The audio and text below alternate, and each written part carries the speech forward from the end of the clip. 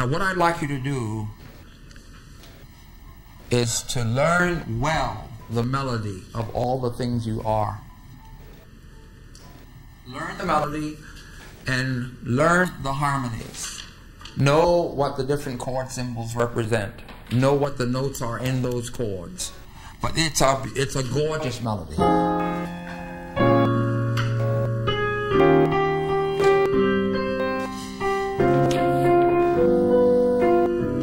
Okay? And I think I can actually ask you, because you're very talented, to learn the entire melody. So oftentimes I only give students maybe 8 measures. But they're younger than you, they're much younger than you. I've got kids studying this with me at home. But I'm going to ask you to learn the entire piece. Then you decide how we're going to do it. I think you've already said that you prefer the jazz approach.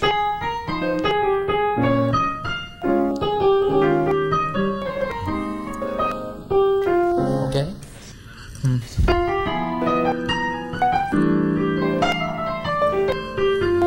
C minor 7s, F minor 7s, B flat 7s, E flat major 7s, A flat major 7s, D 7s. Now what is meant by flat 9?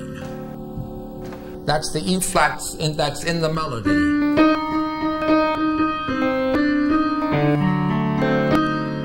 Right? G major.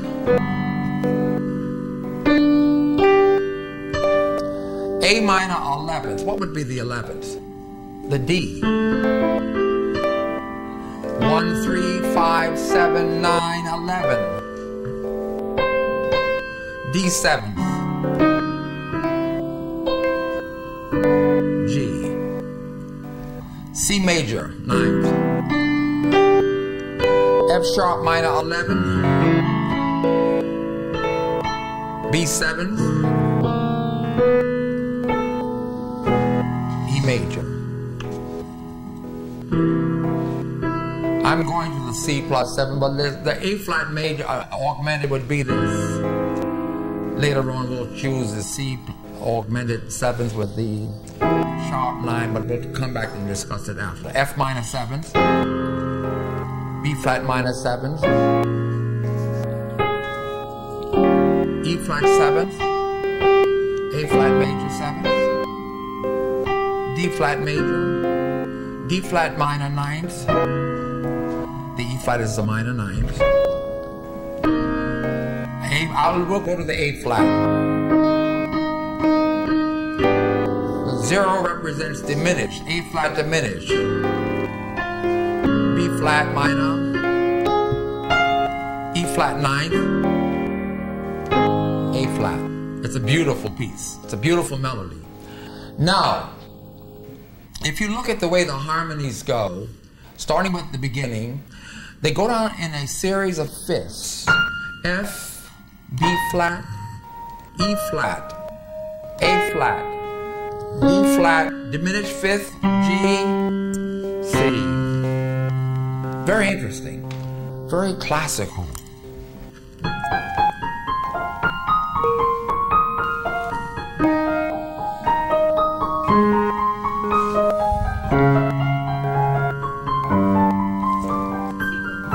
It's like Bach, you know?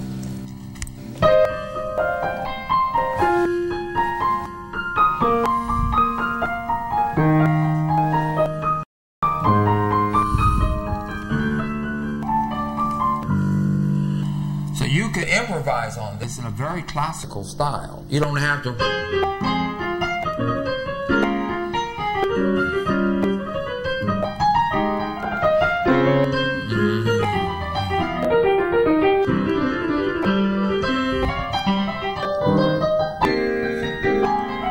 You don't have to do it that way.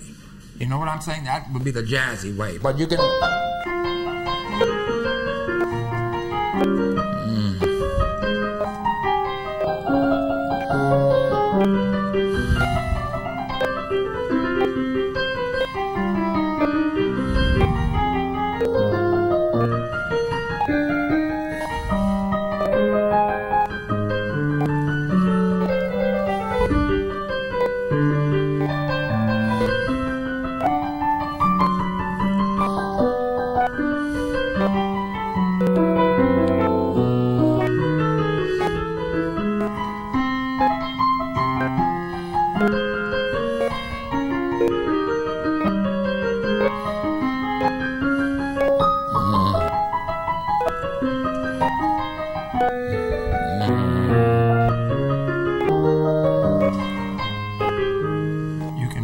improvise that way, which is more classical. So I'm going to leave it up to you. I don't expect that you can come and do that now. If you can, then we're going to just dismiss this class and be done. There's no need to have this class. What would you like to do?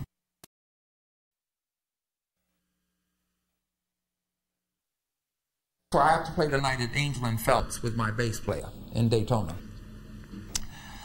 We will have a lot of older people there, even my age.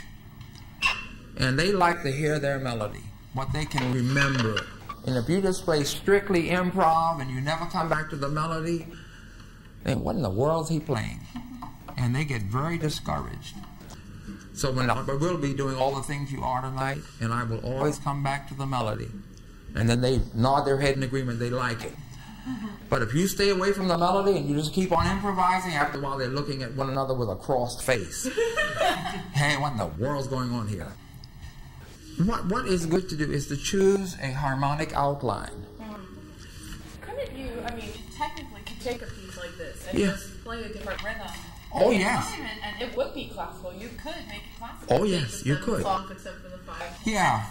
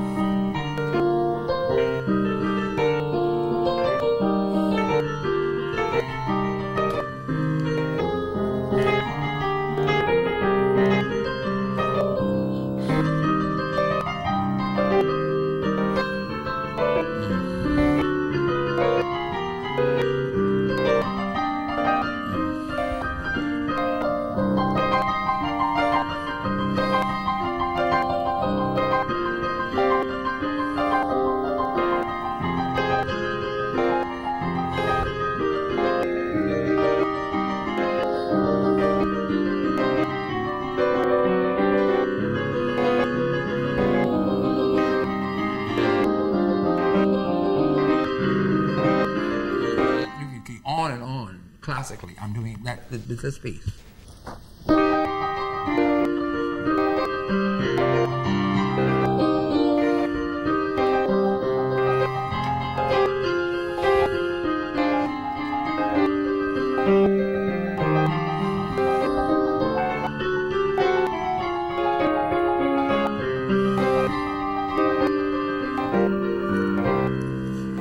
That's classical. Same thing. So it's up to you. And sometimes you can sit for long periods of time and don't stop. Go 15 minutes. And your imagination starts to work, as mine is beginning to now. As you know, you can't just do it for 3 minutes. Sit for long periods of time.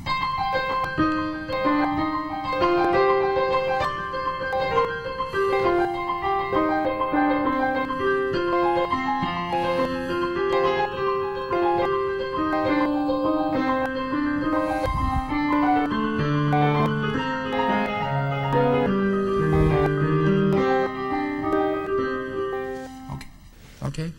Questions? Anything else? That's the classical approach. Then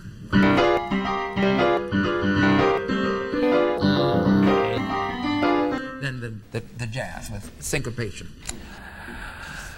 An interesting field, but the improvisation is the mother of composition. It's when you sit down and you do this that suddenly you begin to get ideas that are worth putting down in writing. And you begin to compose.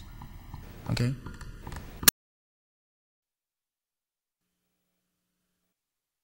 Are there any questions? Let me begin to ask a few of my own. Let's say we have an E flat 7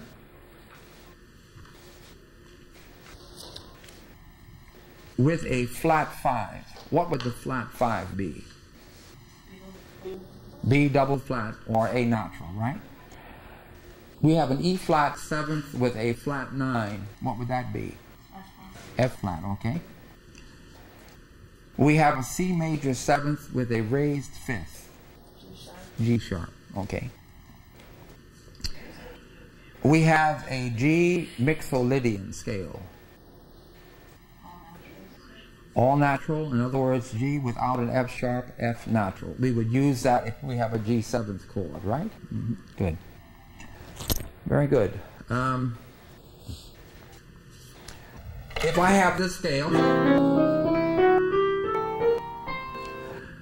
I have a flatted 2, flatted 3, raised 4, flatted 7. It's kind of a diminished scale. Now what's nice about this scale, it's used on 4 different 7th chords. C 7th, A 7th,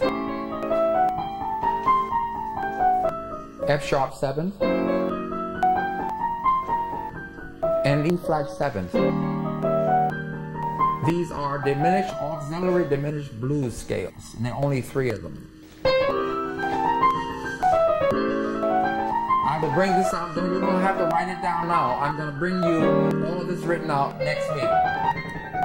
A very important scale.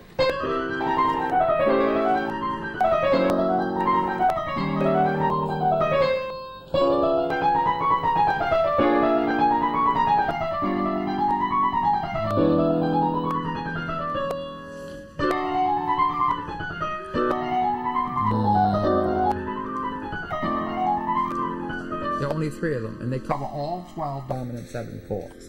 You need to know those 3 scales. Let's say a piece is, you have a piece and you have a dominant 7.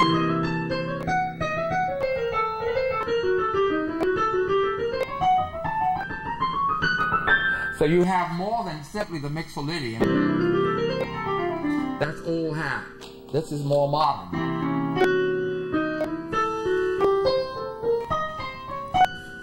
Toward the end of the 50s into the 60s, Horace Silver, Herbie Hancock, and all those began to use this more modern scale.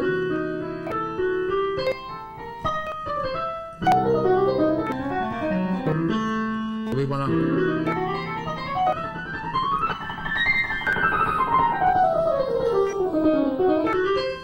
want to get into that. So I will bring that scale, the 3 scales. I have it all written out to hand to you next week.